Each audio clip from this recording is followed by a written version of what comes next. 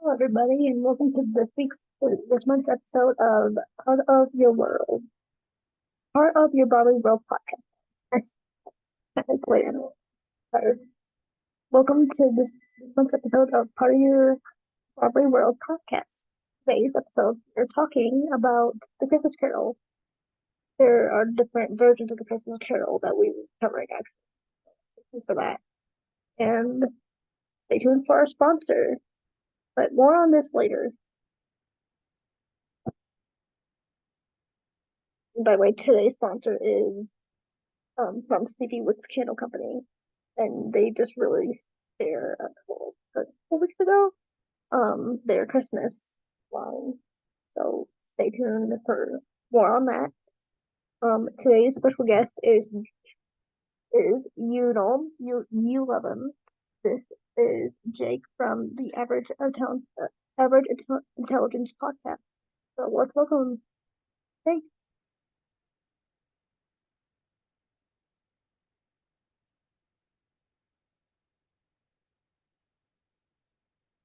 Ooh, Hi. why is my video not on?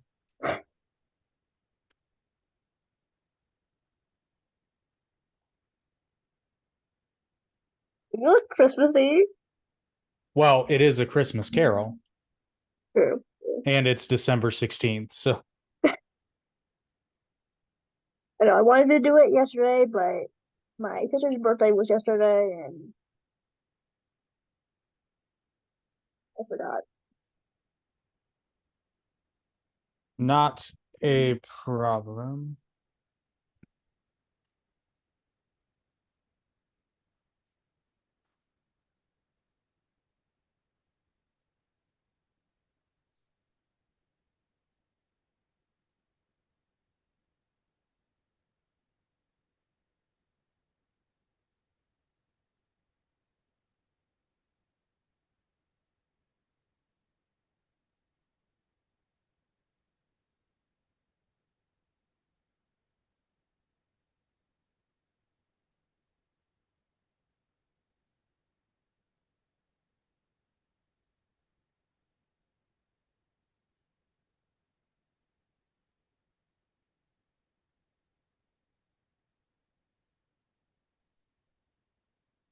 I'm just trying to get my notes up. Oh, you have notes? I have notes, Jake. I should have notes. I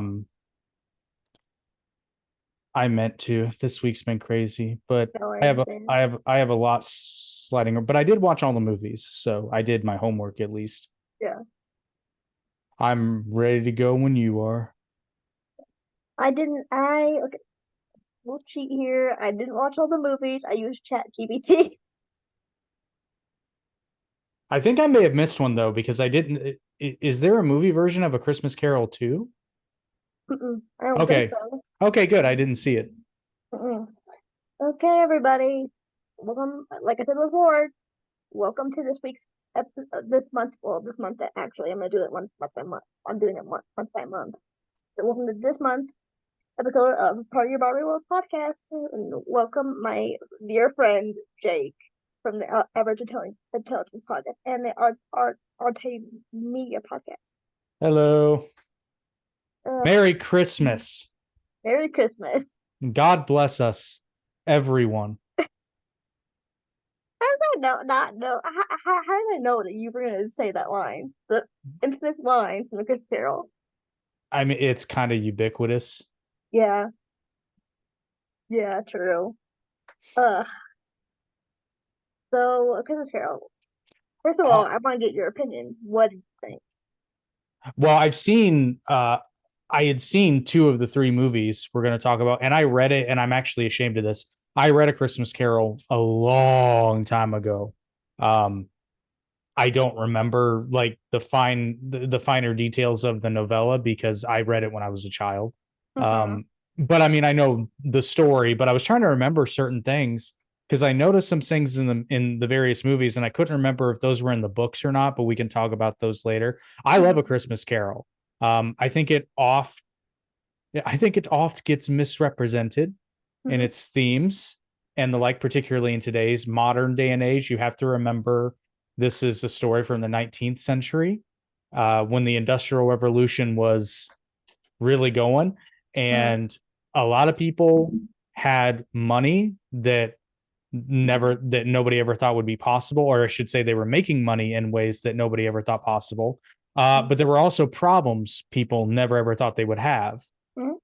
And I think Ebenezer Scrooge in particular is often a stand-in for capitalism when people are analyzing this. And I think it's not. He's not a stand-in for capitalism, and I'm sure we'll get into the themes, but I love A Christmas Carol. I think it's some of the movies I didn't care for as much, but I'm just going to say it. The Disney one I love, and I shouldn't, but I love it.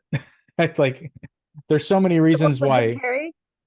No, I'm sorry. The Mickey's one, the Mickey's Christmas Carol. Yeah. I actually, that's a classic. Yeah, I did not like. I see why that movie bombed, the Jim Carrey one. I totally understand why it bombed. Yeah. Not to say it's not terrible, but it kind of, how do I put this? I think the mistake that movie makes, other than the fact that its budget was obviously huge, because you have to remember, this is the technology that they would later go on to use, or I think they had already used it for Avatar. I can't remember. This was 2010, wasn't it, when this Christmas Carol came out? Yeah. Okay, and Avatar was shot with 2009, so they're using relatively the same technology, but it's expensive. And I'm sorry, Blue Aliens, yeah, you might make your money back. A Christmas Carol that you could easily do with animation or live action, there's no real novelty in the CG. And I guess they'd done it with the Polar Express, or I don't remember which one was first, but the Polar Express was a success, and they'd done essentially the same thing. Yeah. There was really no reason to do it other than the novelty of the technology at the time. And there's a lot of really big name actors, and this is something I kind of not complain about, but I point out a lot of the times. Disney started doing this in the late 90s, where they started getting, like, I guess you would not necessarily A-list, but there were a couple of A-list Hollywood actors that were cast as voices in their animated movies, and it worked out for them a couple of times, but sometimes it did not. And they kind of started that trend, and animated movies do it to this day. When we did our review of the Mario Brothers movie, for example, I was like, yeah, it was fine, but I'll be honest, they really didn't need Chris Pratt to play this role. They could have gotten any number of immense, not to say he did a bad job, but I know how much Chris Pratt costs, and you could have easily gotten one of 100, very talented voice actors who just frankly cost less money. Right. And then you don't hear Chris Pratt playing Mario, you hear Mario. And while I think that Jim Carrey overall did a good job, it didn't have to be Jim Carrey, I guess is what I'm getting at. It's not like the live action Grinch movie where you need the person. You need the person to be able to move in the way that only they can and speak in only way that they can with the makeup and all that. It could have been any number of people. Right, exactly. And then you had like Colin Firth is his name. There's a lot of, British actors in that movie that command very high salaries, which even if they took less than normal, it's still going to cost a lot. When Disney has a ton of voice actors that they kind of have on reserve, not necessarily, they don't only work for Disney, but like Jim Cummings, for example, will basically do anything Disney asks him to do. And he's great. He's probably the most talented voice actor on planet Earth. For those of you who don't know who Jim Cummings is, he's the current voice of Winnie the Pooh. He played Razul the guard in basically every iteration of Aladdin. Let's see what else he did. The voice of Ed in The Lion King, as well as filled in for Jeremy Irons during the musical number of Scar during the tail end. A lot of people don't know that. But yeah, he's there. Immensely talented. I mean, they could have gotten him to play Ebenezer Scrooge or any number of people. Yeah. Although I will say, I will give Jim Carrey props for one thing, and that's only one thing, is I read somewhere that he played like every single one of the ghosts. Oh, really? I see that. I did not know. And Ebenezer Scrooge.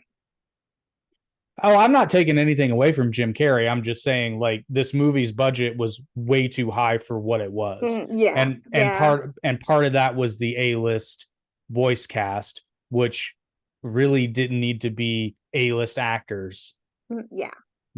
and that maybe would have prevented it from losing money. But the thing I really didn't like about that movie was this is one of the ways that A Christmas Carol kind of gets misinterpreted sometimes. Ebenezer Scrooge is not, pardon the expression, they make Ebenezer Scrooge out to be just a massive asshole in Mm-hmm. that movie. And that's what I couldn't remember. I don't think it's in the book because I didn't remember this. It stuck out to me. They go out of their way to show you Ebenezer uh, is like trying desperately to not pay for Marley's funeral. Mm-hmm. And then afterwards, he stops the kid from closing the casket and takes the 2 coins off of Yeah, Jacob's eyes, which, first yeah. of all, that practice, to my knowledge, was not done in Victorian England. That's an old Greek thing, I believe. Mm-hmm. Um, but even if it had been, like, wow, what a I, terrible thing to do. right, right. I was literally just about to say, wasn't that like not like what wasn't it an old Greek thing? I was about to ask Ashley that actually. I think it depends. I know that there were coins. I believe in the Greek tradition, or at least during a certain time, you would actually put them under the person's tongue, not over Yeah. their eyes. But it was to pay the ferryman to cross the river Styx. It may have continued into the Christian tradition. Mm-hmm. A lot of those old pagan things, Christmas in and of itself, certain elements of it, oh, mirrored that, kind of got adopted by Christmas. So maybe, Yeah. I don't really know, but the point of it in the movie is that it's showing how, not only how obsessed with money Ebenezer is, how little he cares, period, for any other Mm-hmm. person. Yeah. Yeah. And Mm-hmm. I think it took it just a little too far, because ultimately it's a story of not necessarily redemption, although there's an element to that. It's a story of conversion where Scrooge is a flawed man, but people still want to love him. Mm-hmm. And particularly Bob Cratchit, in spite of everything, raises a toast to Mr. Scrooge. Look at what his generosity has given us, blah, blah, blah, blah, blah. Mm-hmm. So Scrooge just has to get readjusted, not necessarily, he doesn't go from evil to good. He goes from flawed to a little bit better. Yeah. So that, I think, right at the outset, because you're supposed to like Scrooge, which is what I Mm-hmm. think, at least by the end. But what I Yeah. think, that Mickey's Christmas Carol did really well is they make Scrooge likable, but with problems right at the Mm-hmm. beginning. He's wrong, but he's not terrible, and he's kind of Mm-hmm. funny. So you at least have that going for him. You're like, oh, I wish he was nicer, but I mean, he's all right. Mm-hmm. He's not a terrible guy. And then my favorite way, we're gonna jump all over the place, and I'm sorry, but No, you're fine. my favorite example of this, the contrast, is when Bob Cratchit has the piece of coal and wants to put it in the fire. Mm-hmm. You know, in the CGI one, Jim Carrey one, he like gets really nasty with him. Mm-hmm. Whereas in a Mickey's Christmas Carol, he kind of, it's a little bit more tongue in cheek, but then they go into, can I have tomorrow off because it's Christmas? Yeah. Scrooge is a little bit begrudging. I'll say Scrooge McDuck. Scrooge McDuck is a little begrudging, but ultimately, and it's in the delivery. So, well, I suppose, but then he Mm-hmm. snaps out of it. There's a hint of that. There's some humanity in Scrooge at the very least. It's just he doesn't let it out. Mm-hmm. Whereas in the Jim Carrey one, it's almost like he's got a heart of stone. And Mm-hmm. I think that took it a little too far, and they were obviously trying to go with a darker, which, Yeah. I mean, but at the end, it is a Christmas Carol. I didn't. I'm really with you though. I didn't really like the Jim Carrey one as much. I thought it was terrifying. I was like It, yeah, 11. there were some elements of that where I thought, wow, okay, this is kind of dark. notwithstanding the Ghost of Christmas Future, because that's always a little that's downright terrifying for a child in the Mickey version.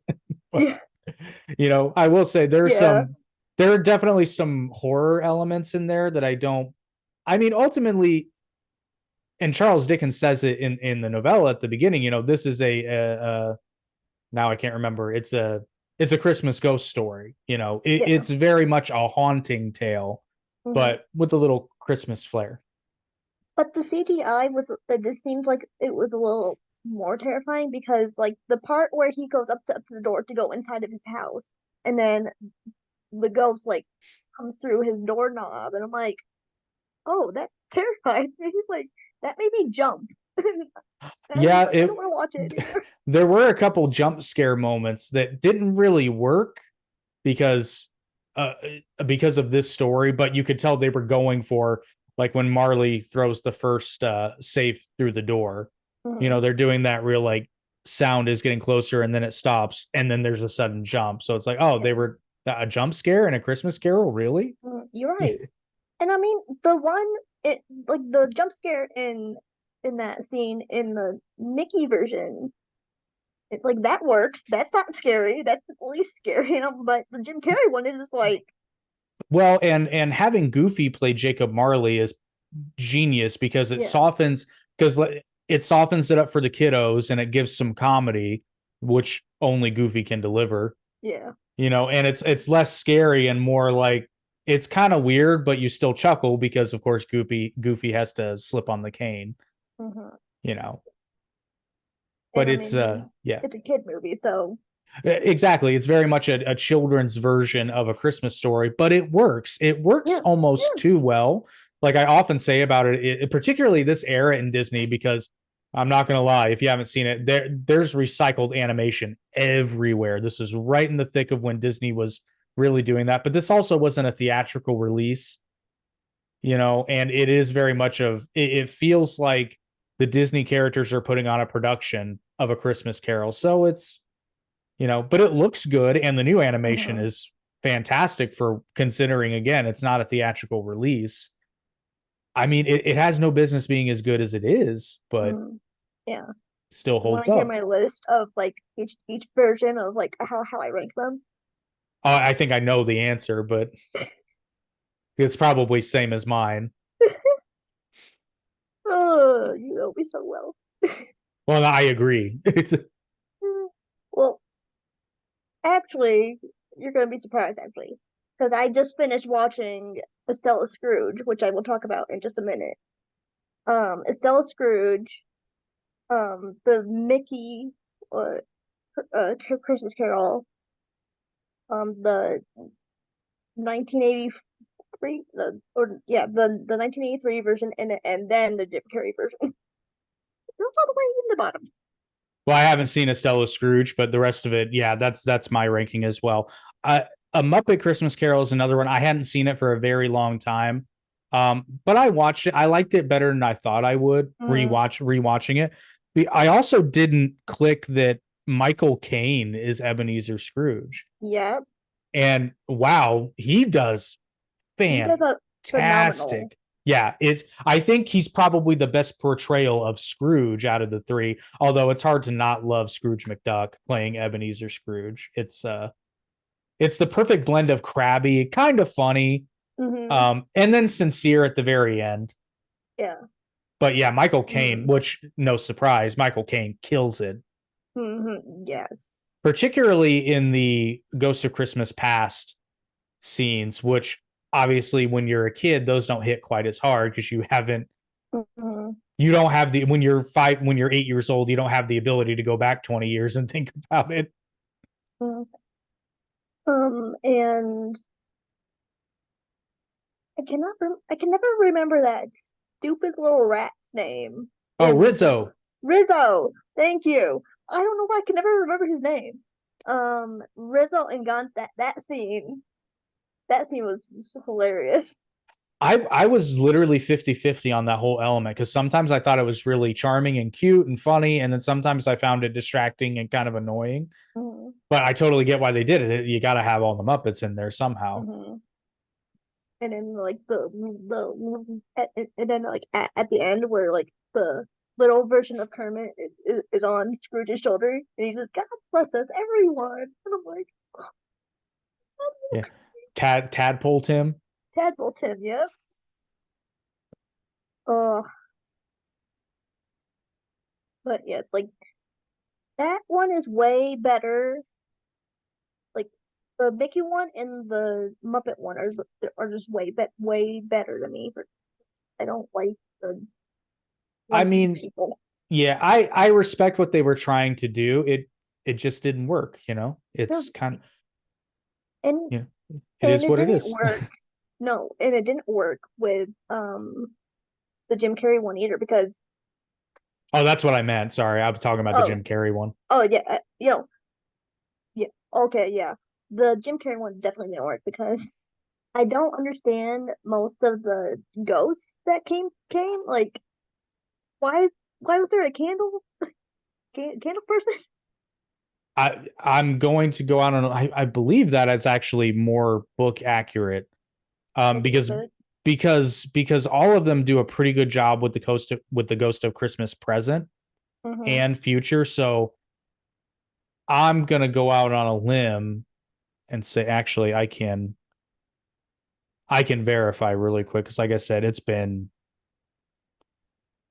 I don't even want to think about how long it's been since I read it. Let's see. The Ghost of Christmas Past. Oh, okay, yeah. Appearing to be both young and old, the spirit carries a large cap in the shape of a candle extinguisher under its arm. Mm-hmm. From the top of its head shines a bright light that illuminates Scrooge's memories. So, yeah, I figured that might be somewhat of a different interpretation, but Mm-hmm. But yeah. they So that tried to fit that into that movie. yeah, and I found that to be very weird and not Mm-hmm. necessarily off-putting, but my first thought was, "Oh, that's weird." Well, Um, especially with like ghost or the ghost of girl, like the ghost of Christmas present with like the like the man with like all that food on top. He's on top of all that food and everything. I'm like, well, that's a little weird. well, that's extremely book accurate. Yeah, yeah, Yeah, because yeah. they all pretty much do the same thing across Mm-hmm. all three movies. Mm-hmm. I actually really enjoyed the way they did it in A Muppet Christmas Carol because they also show you him getting older Mm-hmm. as the journey progresses, and they make a point in they don't make this point in the Mickey version because it kids don't really need to get it, but Mm-mm. the spirit he doesn't actually die, but it kind of the spirit ceases to be at midnight because it's Christmas present. But the Mm-hmm. other really kind of charming part of the Muppet movie is he kept forgetting things and he kept repeating himself because he's present. He's always in the present, so he doesn't have the past or the future. And it's just kind of it's a little detail that adds a lot to the character who's not on screen for very long, Mm-mm. which I liked that. I do I do find that Charles Dickens was very creative with like how like the ghosts only appear at like 12, 3, and then 6. I think that's right? I cannot remember, but I was wondering about that because so here's another thing. Charles Dickens is obviously a genius, but Mm-hmm. so a little background. I don't know if you're aware of this. So he started writing. He got the idea that would become A Christmas Carol because he had read a report from Parliament talking that was basically reporting on working conditions of women and children in 1840s London. It was actually the second report they published, but the first one he read, and he was horrified from what he was reading because you have to remember at the birth of the Industrial Revolution, we had kids as young as 6 working in factories and appalling, just terrible conditions. Not to say what the adults had to go through, but the fact that it was children doing all this, Dickens just could not. He couldn't leave it alone. So his initial idea was to write a pamphlet, a nonfiction pamphlet, basically, letting people know, hey, this is happening, and what are we going to do about it? Because we can't letting this happen is not an option in his mind, and rightfully so. But then he realized he can pack I believe it's not a direct quote, but he said something to the effect of was like, I can swing a much heavier hammer putting this into a fictional story, because that was his strength. Not to say not to say Dickens never wrote nonfiction, but fiction was definitely his strong suit. Mm-hmm. And good call. So the whole point of this movie is to basically illuminate not necessarily the plight of the poor, but to illuminate the plight of the poor to the more fortunate. And when you look at how Scrooge changes from beginning to end, that becomes very, very obvious. He's not saying, and this is where I get into the critique of capitalism is wrong, because at no point is Dickens saying that having money is a bad thing. In fact, having money can be a very, very good thing, especially if you use that money to lessen the suffering of others around you. And ultimately, that's what Scrooge does. But if Scrooge didn't have that money, he couldn't have done anything. Now, again, this is where you get into the importance of specific words, because Scrooge is described as a miser, and that's a very specific kind of hoarding of money. It's not necessarily having a lot of money, it's not saving money, it's hiding your money and, you know, holding on to it as though it's the most important thing to you. You know, that's why it's a specific word. And I always love to look at the relationship between miser and misery, because they don't mean the same thing, but they all come from the same Latin. Miser, misery, miserable, all those things. They have the same Latin root word. So miser just ties directly to money and wealth, but it's only holding it so tightly. So like, yeah, Scrooge worships money, and it's the only thing he cares about other than himself, obviously, because if he's dead, he can't be around his money. I was going somewhere with that and I completely lost it. I had a point. Into my life, I have ADHD. I do that all the time. No, I totally had a point. It was good too. That's sad. That'll come to me. But yeah, so that's where I get into, you know, whenever somebody was like, oh, well, Dickens was just, you know, complaining about capitalism. Not really. Because Dickens was very much himself a benefactor of capitalism. You know, I mean, he got to write books for a living, and he was able to escape poverty. And, you know, because Dickens, not his whole childhood was spent in poverty, but a decent portion of it. In fact, at one point I read his parents had to go to debtor's prison, which was a thing. You don't pay your debts, you have to go live here for a while. So I believe he was 12 years old when that happened. So he had to work, and he was the oldest of his parents' children, but he wasn't the only one. So he knew what it was like to be poor. And I'm sure he is very thankful of capitalism for him being able to lift himself out of poverty. But he was always, because even his other works, Oliver Twist comes to mind, he was always concerned with the plight of the poor, specifically children that were poor, and wanted to not necessarily, I mean, he wanted to end it if he could. I'm sure he would have snapped his fingers and done it, but he wanted to make people aware of what was going on, because a lot of the wealthy class at the time didn't even live in the same area, so they had no idea what was going on. And obviously we don't have radio or television, so they only have the written word. So hopefully, and it seemed to work, at least. I mean, we're still talking about it to this day. So yeah, and we're making movies about it and doing stage productions, making podcasts about it. Making podcasts about it. Well, which actually I do want to shout out, because I was on my way home actually, and I'm like, I want to have it fresh in my mind. And I found out Hillsdale College does an entire lecture on this book, and I'm super mad because I thought it was all on YouTube, but it's just the intro. It's like a 10-minute intro, and now I'm like, I want to sign up to this college and take this course because it sounds fascinating. Another thing too that's like amazing about Charles Dickens is like you read his book and you see all these movies, and they do kind of like can kind of see like little like bits and pieces of like what's happening today in this world with the like with like, you know, people not being able to afford stuff, and you know, all the corporate greed that's going on, and Yeah, it's funny because it is very much the same, and at the time it's and I'm sorry, and at the same time it's totally different. Because but if you look at it, this is just a theory of mine, but we're at the middle of the beginning, by my estimation, of another massive economic shift, kind of like what we saw in the Industrial Revolution, which we'll be able to fathom it because we're going through it now. And by the time it's over, we're going to look at it and say, oh my goodness, like we're right in the middle of switching over to an information-based economy and no longer a manufacturing-based economy. Like, don't get me wrong, there's still manufacturing, but here in the West, in the modern world, we're very much transitioning over to where we're already in a service-based economy in the United States, but we're getting ready to basically transition over to an information-based economy, which is only possible because other poorer countries are doing all the manufacturing now. But you're seeing it all the time. What we're doing right here, people are able to make a living just getting on the internet and talking about stuff. Yeah. Off of the back of advertising money, because we're still buying stuff. We're just not making it here. Yeah.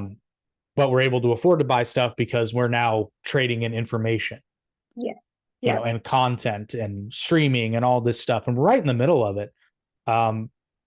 Now, South Park actually pokes fun at this, and it was funny. I watched the Panderverse special for the Panderverse, and I stayed for the whole subplot of all the handymen getting rich because they're the only ones that know how to do basic stuff.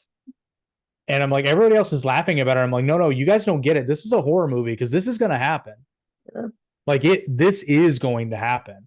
You know, this is not comedy. It's a warning. It's like a warning. It's like a clear sign warning. Yeah, like this will happen. Yeah, this will happen. Now they take it to an absurd degree, but that's the comedy side. But no, it's very much going to happen. Yeah. And you're going to see a shift in the economy. I think it's already starting to happen, which they make fun of because everybody who's got a college degree, like all the lawyers, accountants and stuff, they're like, we'll do lawyer work for handyman. You're going to see a shift. So all you kids in school right now, this is not financial advice, but think about it. I would learn to work on cars, build houses, plumbing, all that stuff, because I work around with the trades and all of them have the same complaint. We can't find people. I know a guy that's starting pay is now, I think he said his starting pay for no experience is $28 an hour. Just to have a body on a job site. And if you can do the stuff, you're probably going to be making close to 35, 40, 50, maybe. It's crazy. Yeah. So that was a tangent. But yeah, so what was I going to say? Like, how to get to politics?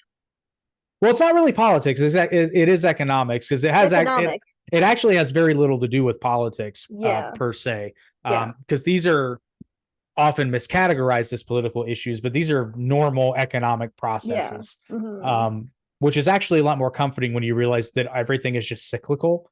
And if you can identify the patterns, you'll be fine.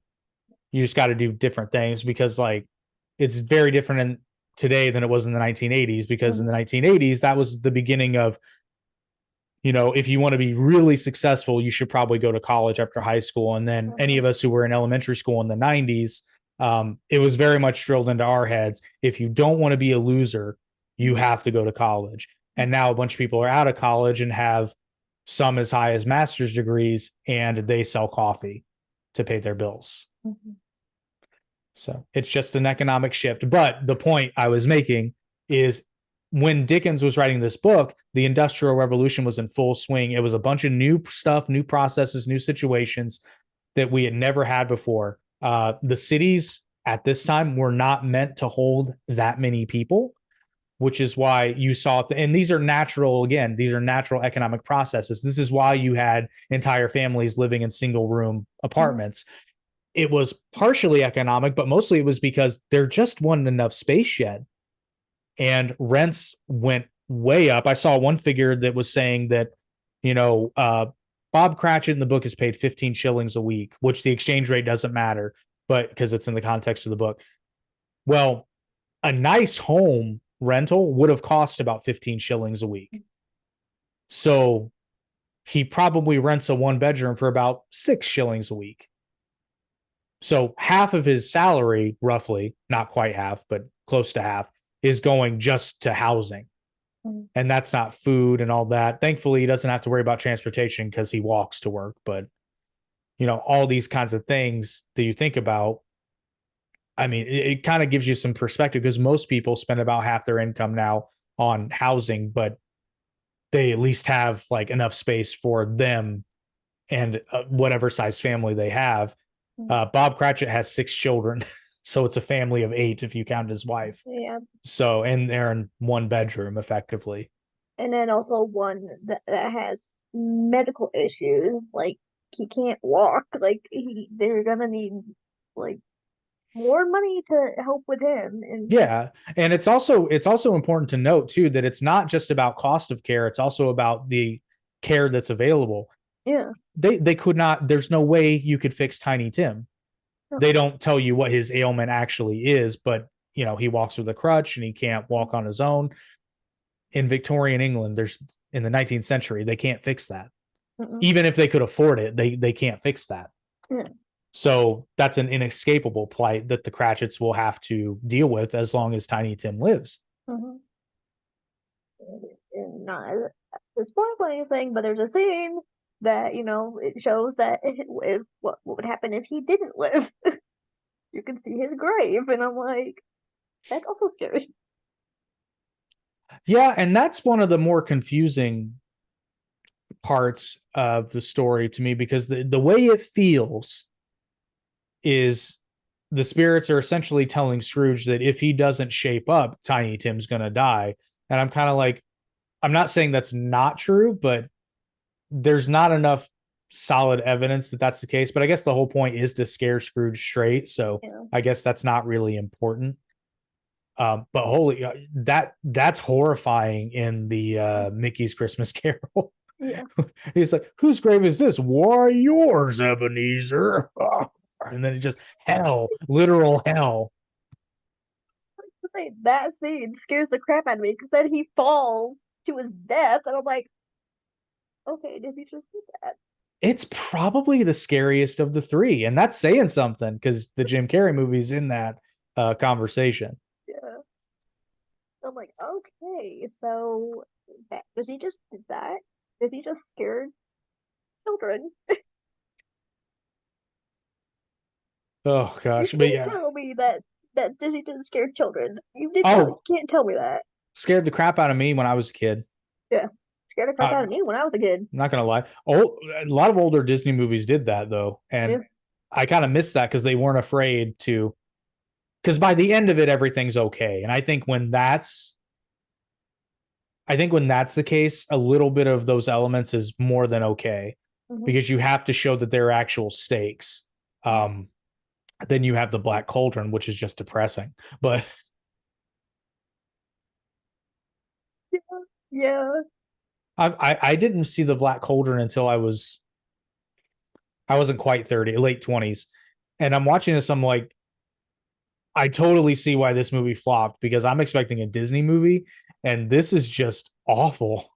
Like it's not bad, but it's just bad. It's just depressing as hell. I was like, can we catch a break here? I mean, yeah. I mean, the Horn King, though. The Horn King did scare the crap out of me. The Horn King is that's in the Black Cauldron. Yeah, that's what they call the guy. I didn't know if you were talking about that or Fantasia. I know he has a name.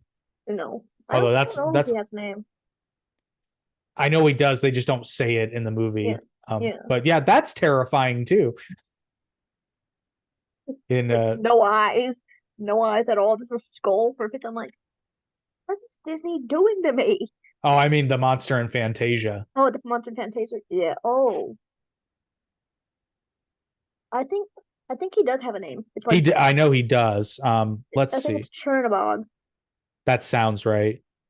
I just know he's a boss in Kingdom Hearts. And the first time I played it, I'm like, this is for always freaking me out when I was a kid. This is payback. Let's see. It's somewhere in here. That boss Sorcerers. is hard to beat. He was. Night on Bald Mountain. Yep. Chertabog. Yes. Yeah. Very good. Yeah, so that was terrifying as well. And I recently just found out his name because, like, as a kid, I've always just called him Devil. Well, I mean, it was. Yeah, I mean, it was supposed to be the devil. Yeah, that's what I mean. That's why I always called him that because I'm like, well, that's what they're going for. So Yeah, because they. I mean, they do sing Ave Maria after.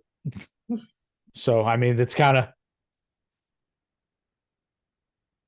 There's a point there. there's a point. Like, I feel like that singing that song was random in that part.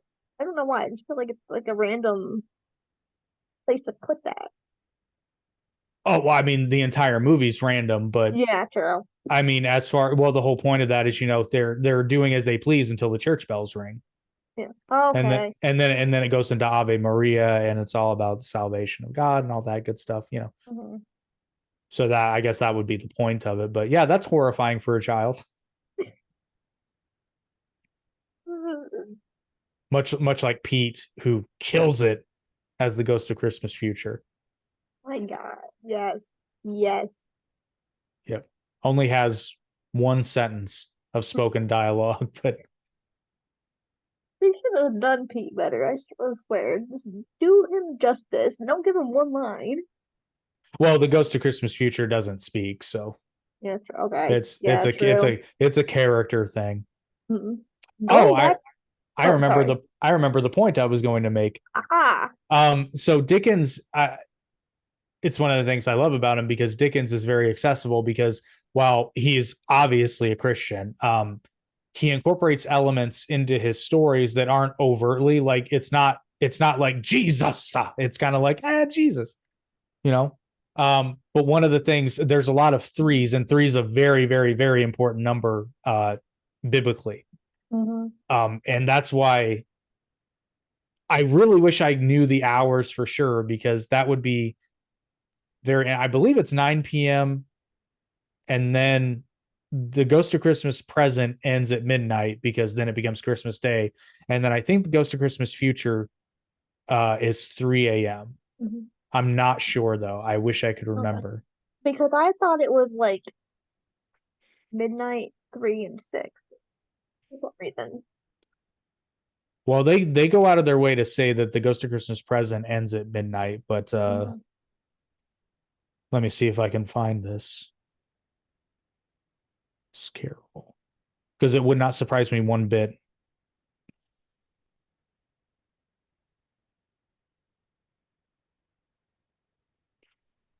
Okay, so it's a bit of a lie. So Jacob tells Scrooge, expect the first one tomorrow when the bell tolls 1. Expect the second one the next night at the same hour. The third upon the next night when the last stroke of 12 has ceased to vibrate. But it all happens in one night. So I don't know. I'm confused.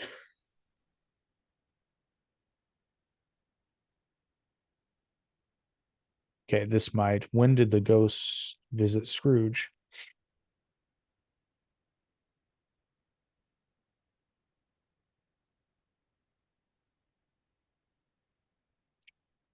This, of course, makes sense as the miser is later surprised when he wakes up on Christmas morning. Okay, so that makes sense. So I'm reading an excerpt here. I was quite confused, therefore, when I read the Dickens novella closely to discover that Marley's ghost said the visitations would occur over 3 nights. Yep. And this, of course, makes the miser's later surprised when he wakes up on Christmas morning. And it goes into the, what's today, fine fellow? It's Christmas Day. I haven't missed it, blah, blah. The spirits did everything in one night. Interestingly, this bit of dialogue is almost always retained in all the films, even though it makes little sense if Marley promised they'd all turn up the same night anyway. Okay, so I don't think it goes into the exact times, but I know that in at least 2 versions, they make a direct reference of the Ghost of Christmas Present ceasing at midnight, which would make sense because that is the next day. So, yeah. but you got three spirits, 3 time periods. I had all these 3s marked out in my mind. That's sad. I forgot them all. 3 different Oh, well, then visions, yeah, I those are guess. tied to the spirits. Well, I mean, you have the Trinity. There are 3 wise men at the birth of Jesus. There's a lot of 3s. There's a lot of repeating numbers Yeah. biblically. Mhm. 3 and 40 seem to be the big ones. Which again, I feel like Charles Dickens did that on purpose. Oh, I'm Like sure. that. I'm sure. Yeah. I'm sure. Yeah. Hmm.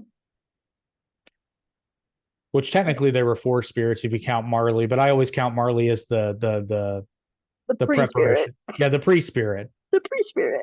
Is the pre-game of the spirits. Okay, now we're talking football. The ghost chaser, if you will. Yeah.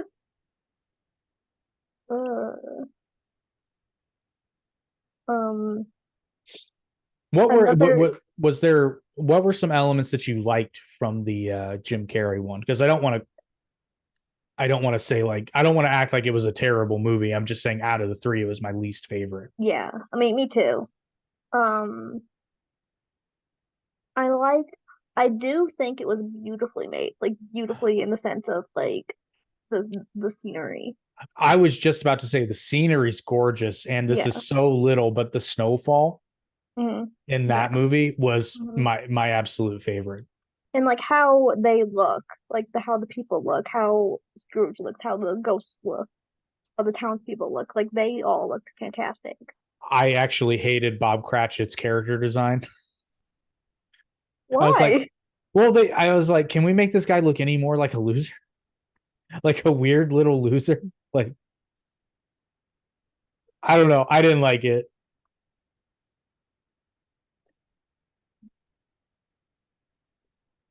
That's I don't know. sad. That's just, well, I mean, he gets to be Mickey Mouse in the other Disney version, and he gets to be Kermit the Frog in the other one, and then we get this. He looks like the guy from Mad. Yeah, that's who I was trying That to just figure that out. that just hit me. Mad Cratchit. Changing his name. I Oh, You know what I mean? It's just kind of yeah.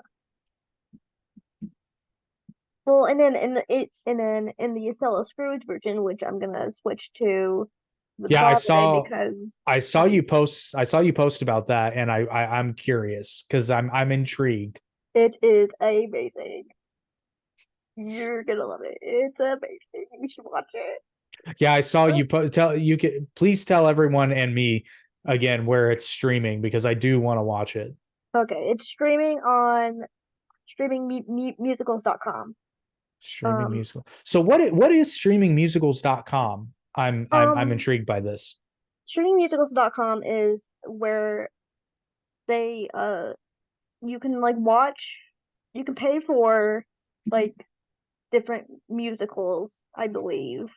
I haven't really looked into it, but you can buy and watch different types of musicals. They have like all different types of musicals. So it's a streaming service for Broadway. Yeah. That is so cool. Yeah. They even have Broadway HD, which is another streaming service for musicals. That was the next question. So I was going to say, so can you get Broadway productions or are these smaller productions? These are small. On streaming on streaming musicals, they're smaller productions, but on Broadway HD, they're bigger ones. Oh, I wonder, is that the next logical step? Because I guess there's, I don't know, there's something about seeing something on the stage, but I could see there being a demand for Broadway And I mean, streaming. it's easy like for streaming. Like it's easier for people that don't live in New York that can't always go to New York and see a show. Hey, Broadway tours. We got Broadway across America. Oh, sure. I guess you're right. Way to defeat my point. Well, it's not the same. But for those of you who do live in or around the Louisville area, they've got a little hidden gem that Broadway across America does go to, the Louisville Center for Performing Arts. They do pretty solid shows. I was impressed every time I went there. So, And for you guys that live in the Kalamazoo area, we have Miller Auditorium where I actually usher there. And they have really amazing shows. This season is particularly amazing. In January, they have Jagged Little Pill, which I've already seen, but I'm seeing it twice again because I don't care. why would you not? Exactly. Who cares if you've seen it already? Now you Yeah. get to compare the various performances. Exactly. And I just saw Mean Girls like a month ago. How is that musical? It is amazing. I figured it would be. It seems like the movie was a sleeper hit with me when it first came out. I couldn't have cared less, but in my older age, I now see just it's pure comedy gold. Every bit of it. I'm seeing the movie on January 12th. I'm seeing it. I don't care. Oh yeah, because they're doing a movie of the musical. Yep. Which I also wanted to see because it looks hilarious. Yeah. I will say some of the songs they cut out from the musical, and I'm like, why? Of course, that's why I'm nervous every time there are whispers of a Wicked movie.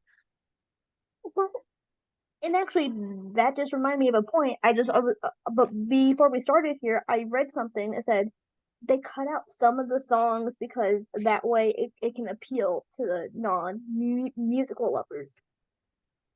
So you're going to make a musical movie that appeals to people that don't like musicals. Yeah. That Hollywood. It's like, yeah, we're going to make an action flick where nobody punches anybody. Not a single car in this movie. What are we doing? It's like, yeah, we're going to make a Christmas story, but not a Christmas. We're going to make a Christmas Carol, but with no ghosts. Or like if they redid Taken where she never got taken. Taken aback. Where she travels intelligently and she goes, oh, we probably shouldn't get in this cab. And he just goes, nuts. And then it just rolls credits and Liam Neeson goes, if you travel intelligently, you don't need special skills.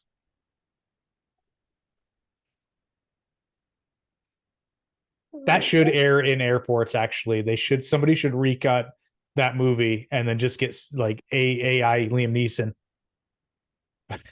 Don't get into cars with strangers. But if you do, make sure you take a picture of them. Oh my god. Like, that movie. I love Taken. Only the first one. The second one's like, and then don't even give it. The third one's just like the second one's kind of like, and the third one's like, okay, now we're getting dumb. But yeah, the first one's solid. But I get annoyed every time I watch that movie because as someone who has traveled internationally, call me paranoid, but no. Don't do that. Don't do any of those things that they do. No. Do not go to any. I don't care how safe it is. Don't go to any foreign country, foreign to you, by yourself as a teenager, with one friend, no adults. That's just dumb.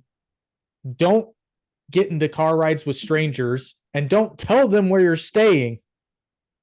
That's the number one rule. Don't tell them where you're staying. They're gonna know, and they're gonna come find you, and then Taken's gonna happen. Yep, and then Taken's gonna happen. And fun fact. And then Liam Neeson's gonna have to go find you. It's like, oh, I was going to make another movie, but damn, now I have to go rescue another teenage girl. I was going to make A Million Ways to Die in the West Part 2, but sorry, Seth, I have to go onto a plane. Actually, no, he dies in A Million Ways to Die in the West, doesn't he? Yeah. Never mind. But no, lessons were learned, much like with Ebenezer Scrooge. Lessons were learned. I just love how we keep going on different tangents every single time. It's called a conversation. It just It's keeps going. cold. It's like a circle. Yep. And then we just find our way back. Uh, Speaking of finding our way back, I will say after rewatching all these movies for the first, actually that's not true. I watched the Mickey one last year, but after watching all three of them together, I love going back and watching things as an adult that I saw as a child because they hit way different. They're still good a lot of the times, unless we have a Once Upon a Forest effect, which I should explain that. So it's just a term. It's a very apropos term, but so I don't remember why, but I remembered as a child just the movie. Are you familiar with the movie Once Upon a Forest? Yep. Okay. So I remembered it as a very good movie. And then I went and rewatched it again in my early 20s. And like 10 minutes into it, I'm like, this is dog shit. Like, this movie is terrible. It's laughably bad at every turn. So I have dubbed that when you go back to something that you remember as being very good as a child, and then you watch it again as an adult and it's awful, I call that the Once Upon a Forest effect. Mm. But so at least when you go back and rewatch something that's good from when you were a child, you will find it hits differently as an adult, though, because it's just so appropriate. I always remember being a little freaked out by the Ghost of Christmas Future, or at least that's the part that hit home for me more when I was a kid. Yeah.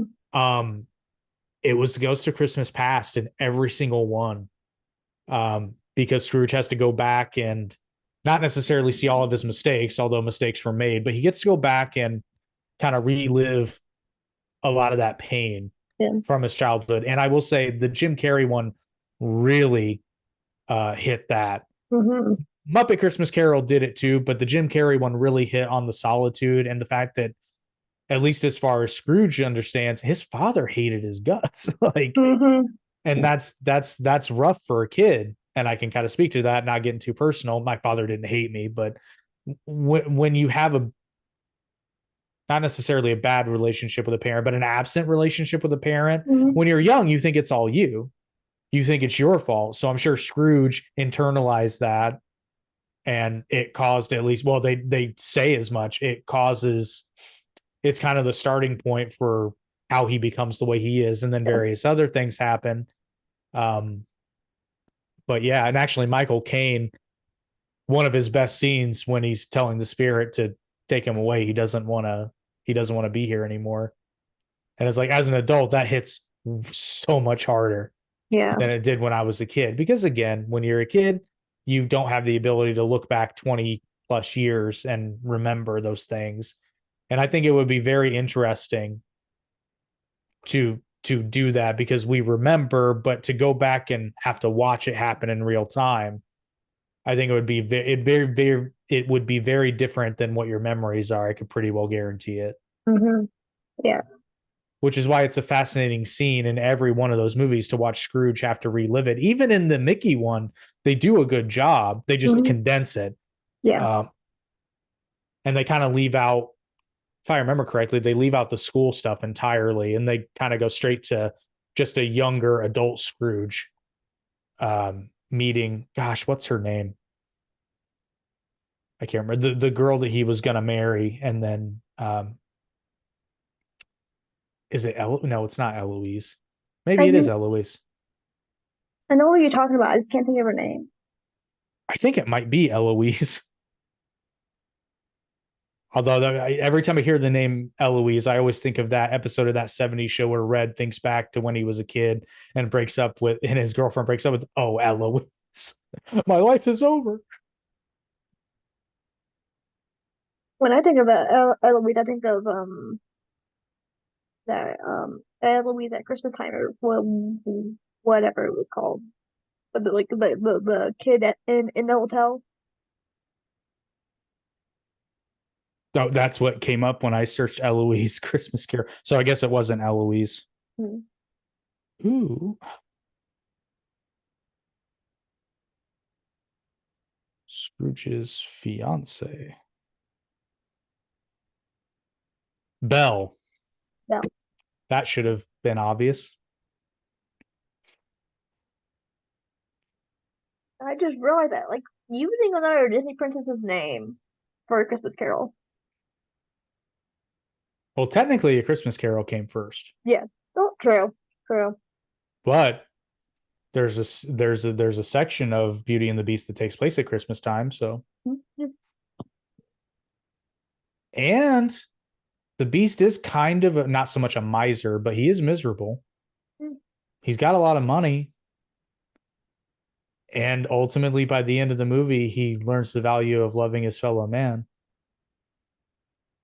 But still has a lot of money. If his name was Ebenezer, that'd be hilarious. Although he's French, so it probably not be Ebenezer. And it would start with an H for some reason, because, French. Now I want to know if the Beast has a name. Adam. Of course. Oh, God. I love that. Adam, man. Yeah. I want to know his last name, okay? They don't ever say his last name. What's the name of the town? Because theoretically, whatever the name of the castle is, theoretically would be his family name. I have no idea what they never say it.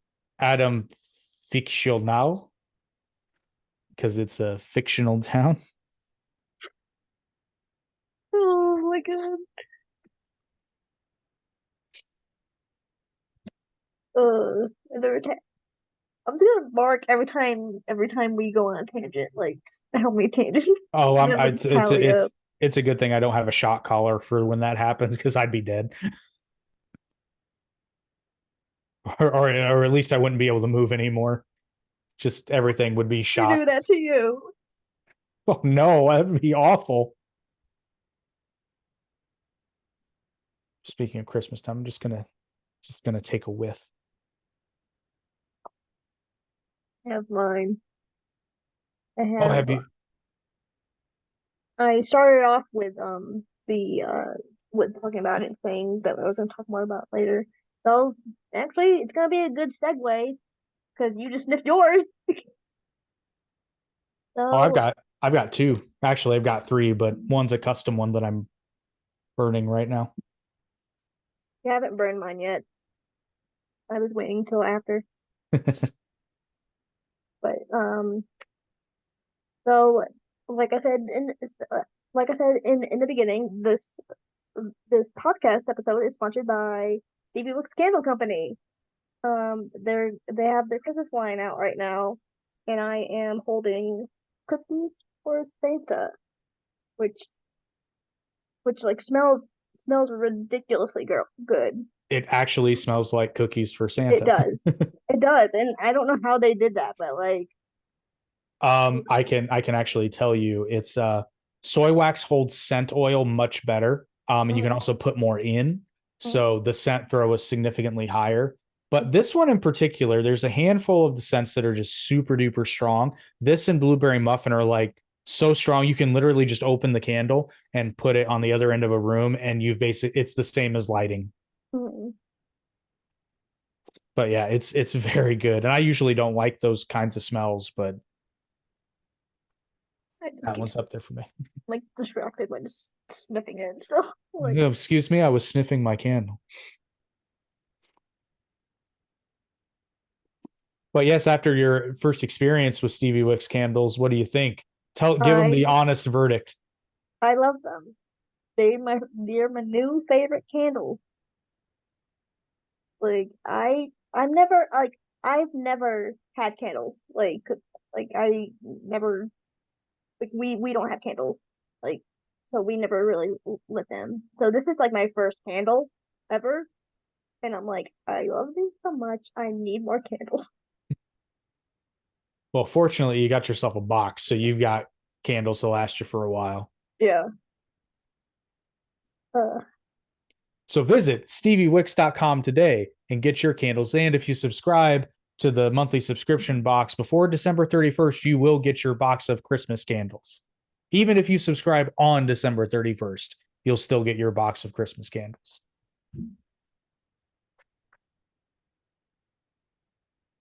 I need to pull up. I should have done this like way before, but like, okay. And we have promo codes too. Oh yeah, I forgot about the promo codes. Forgot about the promo. I forgot about the promo codes. So you save even more money. Exactly. Use Broadway for 10% off your order at checkout, and Broadway 20 for 20% off your first subscription box. So after this podcast, you know what to do. Exactly. They do make fantastic gifts because everybody who gets one loves it. Mm-hmm. And I would highly recommend this one because this one's amazing. I mean, they all do, but this one is. Yeah, as we're making them, if we're ever in doubt, we're like, is that enough scent oil? Is that too much scent oil? A little bit more. Won't hurt. Squeeze the whole thing. Okay. Actually, not the whole thing, because believe it or not, I say we. So, spoiler alert: if you do order candles, there's a pretty decent chance it'll be made by me. We hand pour all of them, but the scent oils we use the best kind. Mm-hmm. It's expensive. Oh. It's very expensive scent, but we don't want to make a subpar product, so we get the best scent oils and we put enough in to make it an incredible smelling candle, but we got to try to milk it to a certain extent. I'm like half listening to you. Just like I'm in having a bakery at the North Pole. Like, getting back to the podcast, now that we had a word from our sponsor, well, wasn't me, about our sponsor. What was I going to talk about? I was going to talk about Estella Scrooge. That's where we left off. I was going to talk about Estella Scrooge. Sorry, I feel like that was my fault. Okay, I'll blame you. I'll blame you. Even though it was both of our faults, actually. I started with the taking stuff, and then you. So it's Liam Neeson's fault. It's Liam Neeson's fault. Yeah. Hey, Liam, feel free to come on the podcast and tell us we're wrong.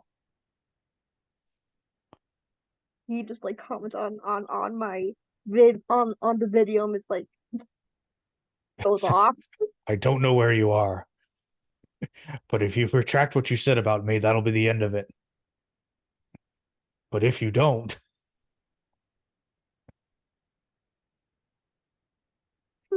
Oh God! Speaking of a Muppet Christmas Carol, to get off on it, have you seen the clip of Seth MacFarlane doing the Taken speech, but as Kermit the Frog? Oh my God, no!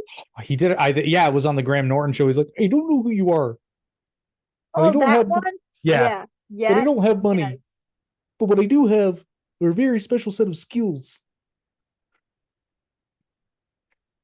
I love that video. It was so funny. Oh, it was hilarious. But yes, anyway, Stella Scrooge, because I am actually curious. Yeah. Okay, so Stella Scrooge. It's like A Christmas Carol, but with a twist.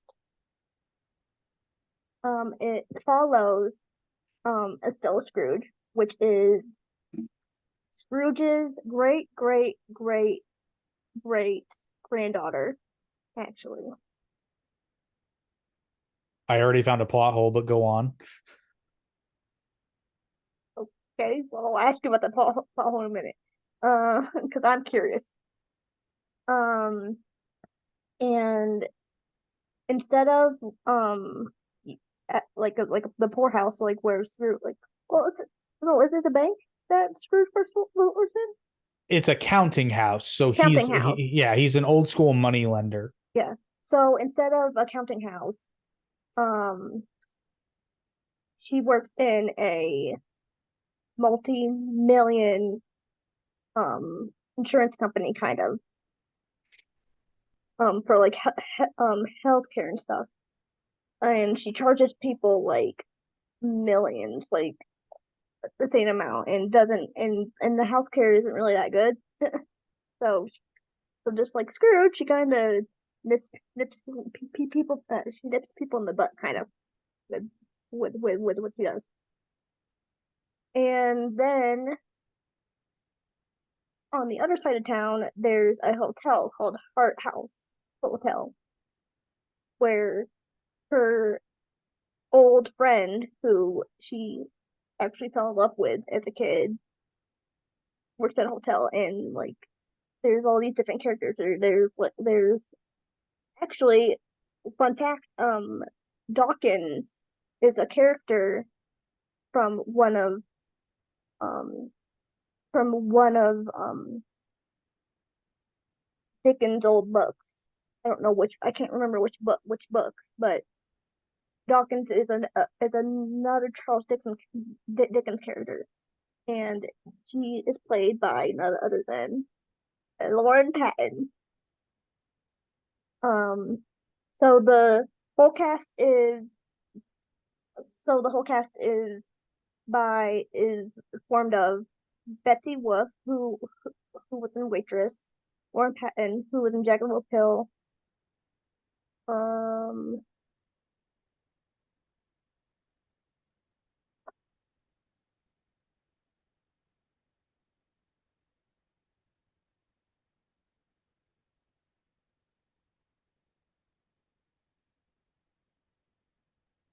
By the way, while you're looking that up, you are correct. It is a character from Oliver Twist. Oliver Twist, yeah. Let's see. The Artful Dodger. Yep, that's okay. That's actually the point I was gonna make.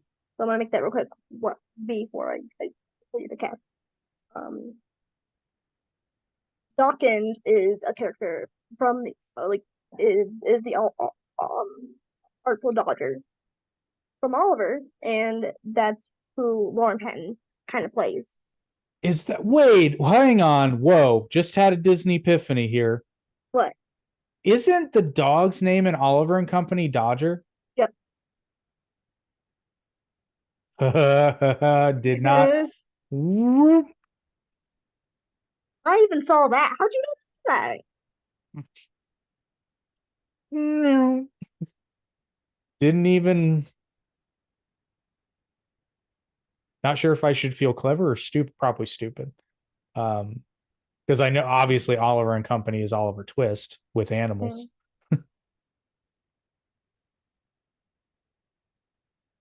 So the cast is Willa McCarthy, who plays Tiny Tim, but instead in this version she's called Tiny Tammy because she's played by a woman.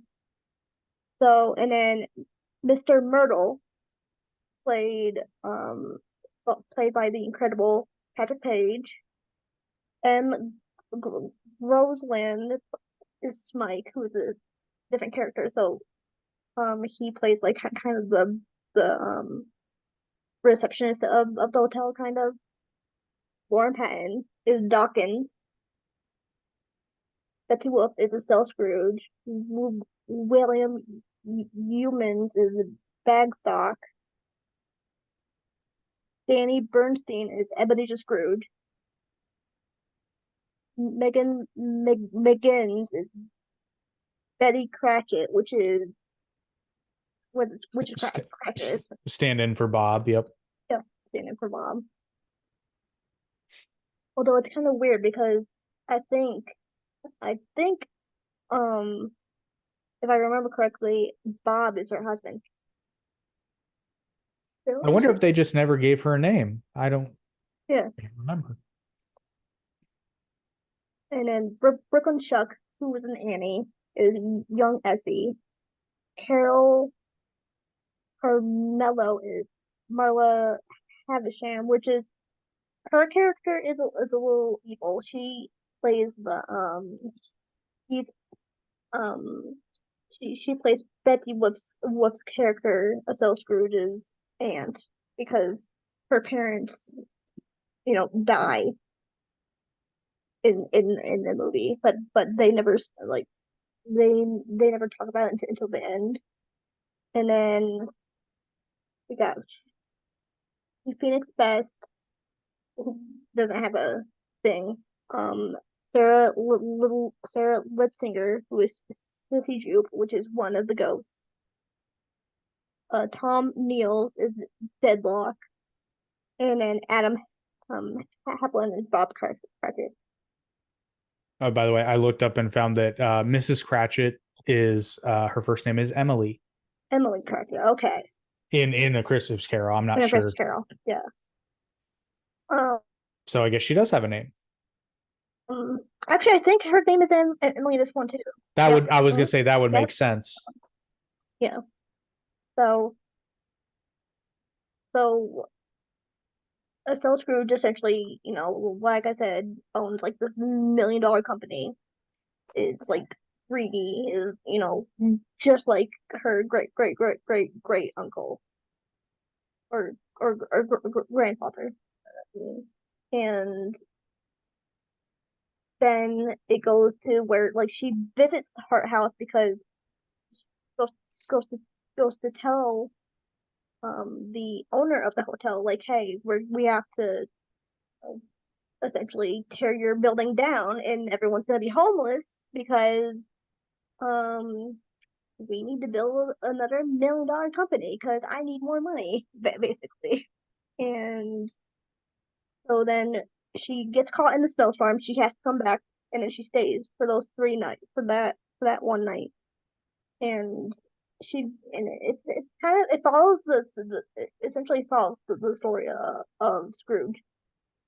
She gets visited by the 3 ghosts. She sees her past, and then at the end she's like changes essentially, and she's like, oh, I guess I don't have to go to space. Exactly.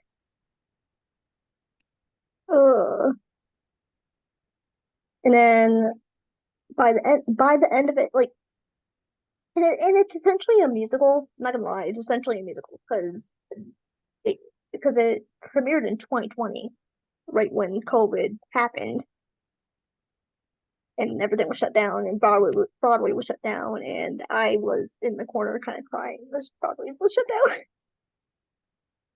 but that's a different story.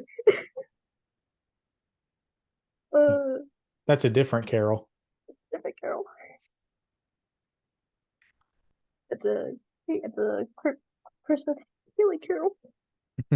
But so Estella Scrooge is good. It's worth it. It's good. It's good. It's worth it. It's worth it. Okay, are you ready for me to ruin it for you? Estella Scrooge technically cannot exist. How? Because Scrooge never had children. Ebenezer Scrooge never had children, and his only living relative was Fred, who was his nephew by his deceased sister, who, having been married, her last name would not have been Scrooge. So unless she changed her name because she just really liked her great uncle, technically can't happen. But of course, this is maybe this is a multiverse where in that universe Scrooge actually did get married and have a child. That's what I do. I ruin things. Yeah. I'm just thinking because you said uncle. It's I know I said uncle before, but it's actually her great grandfather. Right, but he couldn't be because he never had kids. Yeah, exactly. So that's where I'm kind of like, okay, all right, well, it's a musical. I don't care. The musical Broadway is shut down. This is what I'm getting. I get what they're doing. Hey, multiverse theory saved every writing crutch ever. So yeah. It's like, okay, in this universe, Scrooge did have kids, Yeah. But maybe he adopted Tiny Tim for all we know. I did find it really funny. I was looking up Estella Scrooge, but accidentally came up with Ebenezer Scrooge's wiki page, and under likes it has money, Tiny Tim, the finer things. I'm like, wow, okay, that's random. I also like how it's a money, Tiny Tim, the finer things, and then just like I don't know that they're necessarily in that order, but Scrooge really likes Tiny Tim, which I get it. He seems like a fun lad. yeah. But and by the way, if any of the cast that I mentioned is watching, even though I don't think that you are, but if you are, please give this a like. Please tell me that you're watching And subscribe and subscribe and watch. and Watch is watch the most important. and watch. And Lauren, I love you. That's what I'm saying. I don't know why I just randomly said that, but like I just had to. I had to. I don't know who Lauren is. I'll have Eric tell you. Why? How would I know? I know. I'll have Eric tell you. Eric will tell you. Like I got Eric into Lauren Penn, and I'm like, Oh no, he told me. He told me. Yep. Now I remember. yeah, because I got Now, Eric into Lauren Penn. I'm like, yeah. yeah, he was telling me about it. He was like, did not think I was gonna like it. He said, but loved it. But I'm like, I finally like I literally turned to my mom. I was like, I turned another one. I converted him just like Scrooge was converted to the side of good. It was like you could just call me a vampire because I just turned another person. A musical vampire. Oh, Well, do we want to talk any more about any aspect of these? I feel like we kind of slept on A Muppet Christmas Carol, but yeah. I mean, while But there's not really much to tell about Muppets Care. I was just going to say it's just A Christmas Carol with Muppets, Yeah, which I mean, it's cute and it's it's good adorable. and it's Yeah, worth watching, but it's just A Christmas Carol with Muppets. yeah, Not to take anything away from it, but I yeah, mean, that's all it is. yeah, Um, Definitely appreciate Michael Caine's performance more as an adult, but yeah. other than that, it's yeah, It's there. It's yeah, there. it's there, you know. You know, and I love Kermit. I love Miss Piggy, but you know, it's there. We've seen them before and we'll see them again. Exactly. Although, can I tell you something though? I am forever mad at this because I was watching because every year D23 does a live stream and they had Kermit and Miss Piggy come out for a section and the camera was far back so you could see everything. My childhood is ruined now. I can see people like having the puppet hands and wheeling them. So you can't do that. That's why everybody shot it like a mid shot in a Muppets movie because you Yeah. can't show that. Although I guess they did the Ghost of Christmas Future. That was an actual dude in a suit, but it was a Mhm. person size. So Yeah. I also have to just because it's such a beautiful image, I have to move for a second so that you can all appreciate my fireplace that doesn't actually exist. And now I'm kind of like one of the spirits at Christmas. It's a ghost fireplace. You can't see me. And then it's like, boom, I'm there, like Scrooge. Ugh. But yeah, I would agree. I would agree with that order. Having not seen Estella Scrooge, I'd have to go. Absolutely have to watch Mickey's Christmas Carol. Yeah, you got to watch a Muppet Christmas Carol, and I think the Jim Carrey one is worth seeing at least once. But if you want a Jim Carrey Christmas movie, just watch The Grinch. Oh, I was wanted to mention too. Estelle Scrooge is on Amazon Prime too. Oh, I did not know that. Now I know how I'm going to watch it. I Yeah, thought I was going to have to stream it on no, streaming musicals. No, I mean you can, but It's on both of them. it's on both. That's cool. I think we need more of that. Although, do you remember when ABC was trying to do this whole like primetime stage musical things, but they didn't shoot it like a stage play? They shot it like first person. Yeah. Yeah. What did I watch of theirs? I watched Peter Pan, and I remember being very disappointed. A Christmas Story was kind of weird when they did A Christmas Story. I didn't watch that one. I watched another one. I just can't remember which one it was. But Peter Pan was the first one I watched that they tried to do. And I'm just like, no, just point the cameras at the stage.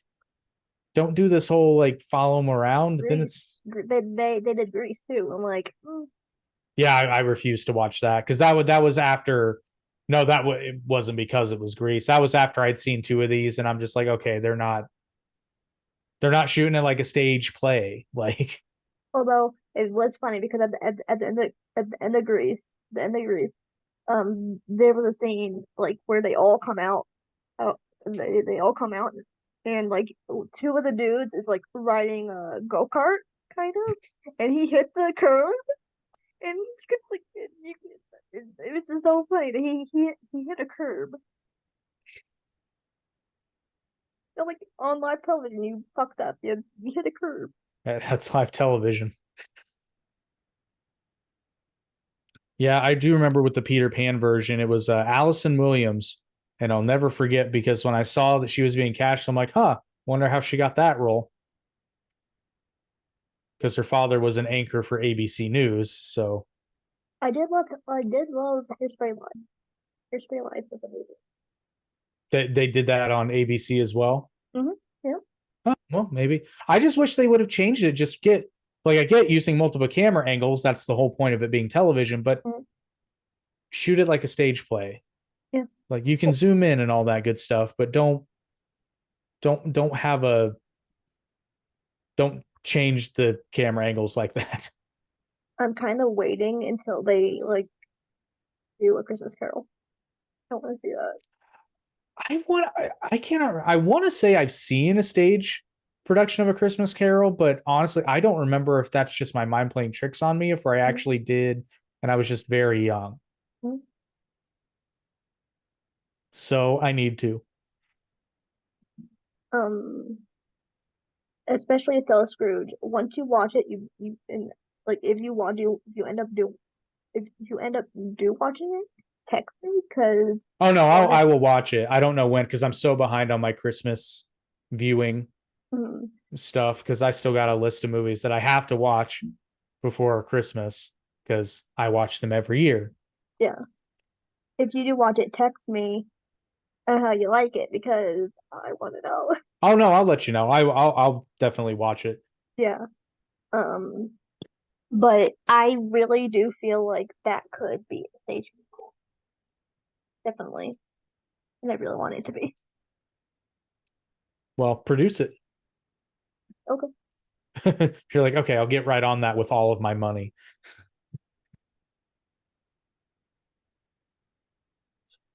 You know what's really funny is my sister was like, I really think that you would be a really good producer.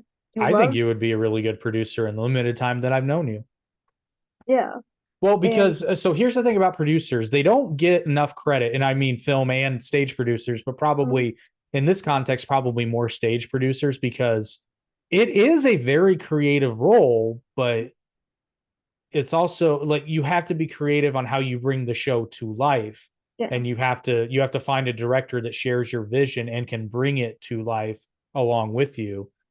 But yeah, the producer, you basically have to figure out how the show is going to be done and make it happen. So I think producers are some of the unsung, well, they are the unsung heroes of the entertainment industry because without a producer, the director doesn't even get hired.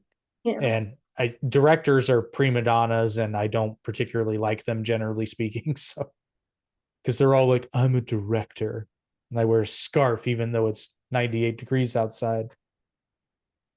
You make him sound like Mark from Rent. I mean, oh, okay. That I just realized that. Wow. because he is a He director, is a director. and he's the worst kind. Look at me with my little 8mm camera. I am a filmmaker. Oh dear God. Oh, Tell me when I'm telling lies. I mean, you're not. That's what I'm saying. I'm not. I mean, you're not. Although Adina Menzel in that was As what was what? is amazing. Oh yeah, in Rent. Oh my god, hilarious and amazing at the same time, Exactly. which is hard to do. And it's so funny to me that before they made this movie, she was in the original production of Rent when Steve Larson was alive. Yes. Well, the movie did. The movie got the original cast, save for Joanne and Mimi. Yeah. Because it had a brain fart on her name. I was like, that's sad. I know that musical very well, but Yeah. yeah, I didn't like. It's funny because I prefer movie Joanne, but I prefer stage Mimi. Not to say like Rosario Dawson did not do a bad job. That's so not fair. But Did you see this? She's gonna be a grandmother at 44. who's that? Rosario Dawson. Yeah. She's 44 and gonna be a grandmother. It's a weird world out there. It's a weird world. But yeah, I mean, So the moral of the story, kids, is get money, but spend it altruistically.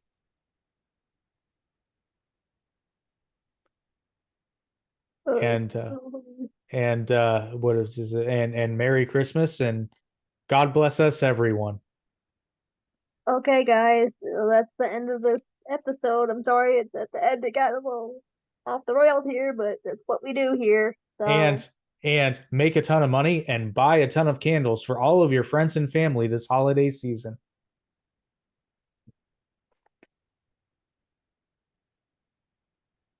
all right, guys. Well, like I said before, sorry you got off on the tangent, but that's what we do here. Don't So, apologize. It's just a fun holiday romp if ever there was one. exactly. It's the holiday season. Hey, and the chill. viewers have a choice. They can either listen to this podcast or they can be outside in this nonsense. Like, are you trying to find it? Like, oh. I can't find it because it's reversed. I was like, this nonsense, that's a tree.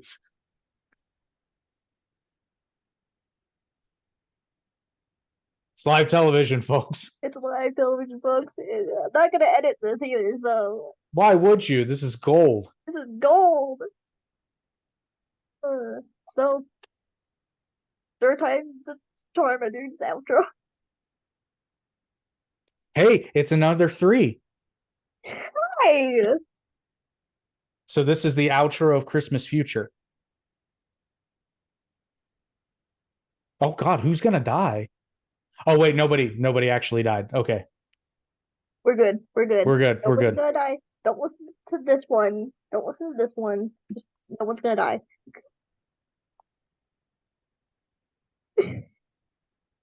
I'll just fade into the. All right, folks. Well, that's the end of this episode. I hope you enjoyed it. If you did, comment, like, and don't forget to subscribe and tell me your favorite Christmas movie. And if you like the Christmas Carol, tell me what is your favorite part and which movie you love. Until next time, guys. Bye.